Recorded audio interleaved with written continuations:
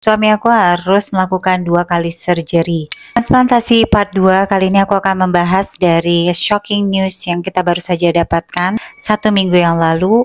Yang kedua, screening proses yang sedang kita jalankan. Yang ketiga, dari sisi psikologis dan mental kita menuju surgery date. Jadwal dari BPJS itu 19 September 2024, yaitu 1 bulan lagi, 30 hari tepatnya dari hari ini aku record video ini. Rawat inap itu dimulai tanggal 13 September 2024.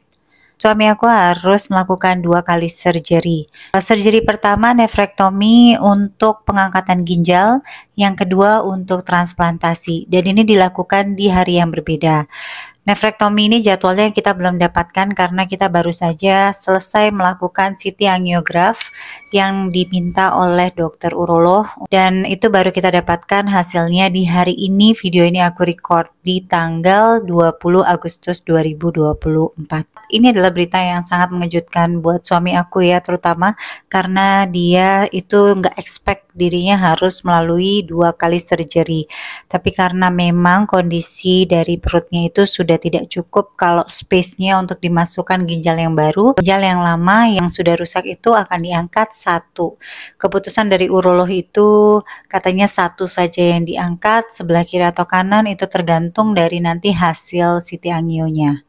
Persiapan yang sudah kita lakukan aku bagi flow-nya sesuai dengan informasi yang sudah dikirimkan ke kita melalui Mbak Okta dari Rumah Sakit RSCM yang selalu membantu aku dalam menyusun strategi untuk konsul, kemudian cek lab dan lain sebagainya. Aku ucapkan terima kasih banyak untuk Mbak Okta yang selalu senantiasa mudah untuk dikomunikasikan hal-hal yang aku butuhkan, dan juga informasinya selalu padat dan jelas. Flow yang pertama itu CT angio dengan kontras dilakukan 1 hari sebelum tanggal HD. CT angio dengan kontras ini dilakukan sebelum hemodialisa karena ada cairan yang akan disuntikan ke dalam pembuluh darah, kemudian itu nanti akan dibantu untuk dikeluarkan melalui hemodialisa, karena tentunya untuk mengeluarkan cairan ini untuk pasien dengan gagal ginjal harus dilakukan mendekati hemodialisa. Untuk susunan ini aku memajukan tanggal hemodialisanya lebih cepat dari hari yang schedule biasanya. Untungnya dari pihak Mayapada itu sangat kooperatif untuk hal ini dan mengerti kebutuhan dari pasien memang harus melakukan segera hemodialisa setelah CT angiograf. Lalu kita lakukan di hari yang sama juga lab check ya. Lab check ini ternyata banyak sekali yang dites sampai dengan 5 tube pada saat itu.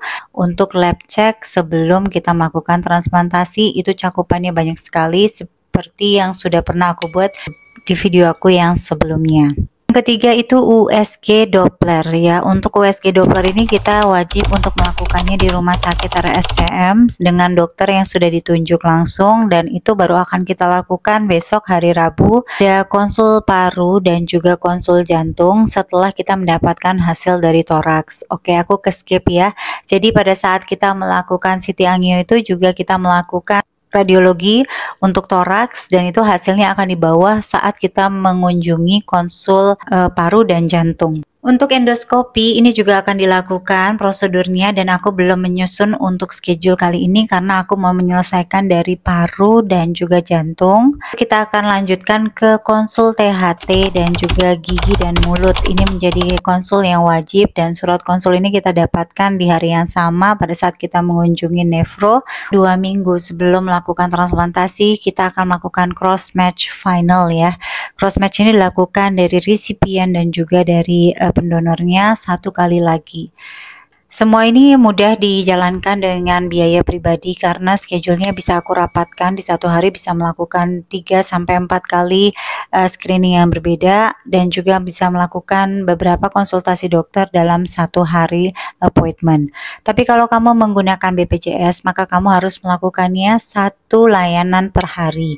Maka yang dibutuhkan adalah waktu yang lebih panjang karena konsultasi ataupun perawatan hanya boleh 1 jatah per hari, tapi tentunya gratis ya.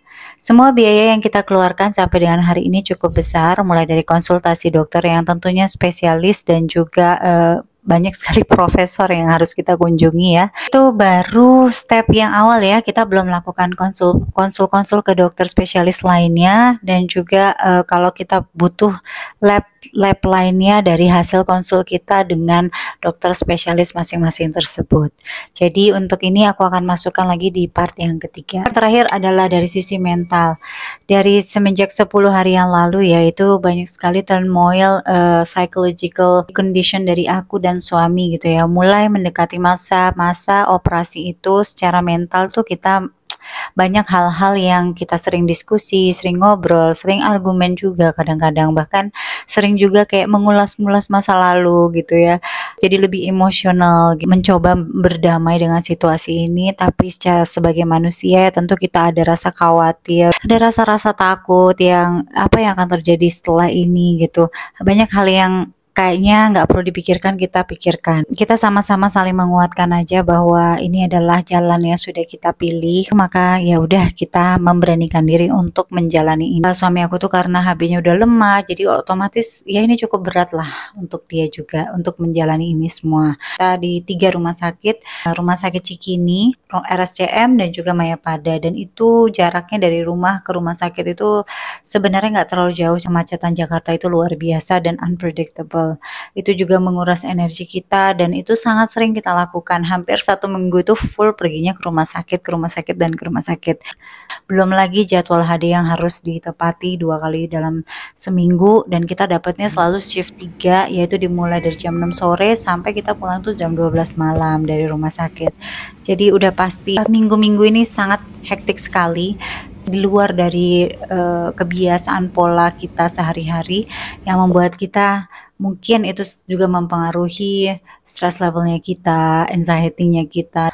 Percayalah ini juga pasti akan berakhir ya, mudah-mudahan dalam waktu dekat. Sekalian yang juga mau berbagi di dalam kolom komentar bagaimana pengalaman kalian dalam transplantasi, atau bagaimana pengalaman kalian mencari donor, pengalaman kalian dalam melakukan hemodialisa, pengalaman kalian yang punya ayah, ibu, saudara kandung yang melakukan transplantasi. Kalian bisa sharing di kolom komen, dan cerita kalian itu sangat berharga.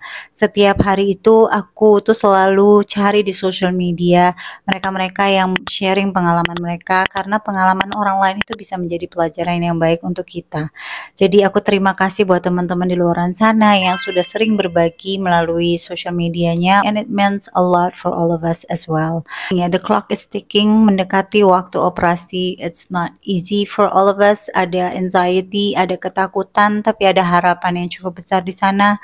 Yang kita bisa lakukan hari ini hanya menjalani hari demi hari dan berpikir terus secara positif. For sure, ada momen-momen yang kita berpikiran negatif, tapi as long as you get back into the positive, you'll be just fine. Kalian bisa lihat kenapa keputusan transplantasi ini menjadi keputusan suami aku di video aku yang ini. Dan juga please support me, subscribe to my channel supaya aku lebih semangat lagi untuk membagi informasi ini. Tentunya sebenarnya dokumentasi ini bukan hanya penting untuk di-sharingkan ke orang banyak, tapi ini menjadi catatan penting karena manusia itu sering lupa atau sering melupakan. Kalian bisa cek di video ini untuk penjelasan mengenai apa itu polycystic kidney disease. Tentunya video ini juga aku harap bisa menjadi catatan untuk anak aku tercinta yang laki-laki yang juga punya kelainan kromosom sama dengan seperti ayahnya, untuk terus berpikir optimis terhadap masa depan. Itu aja yang aku bisa bagikan hari ini, video kali ini, dan namaku Visi. Bye.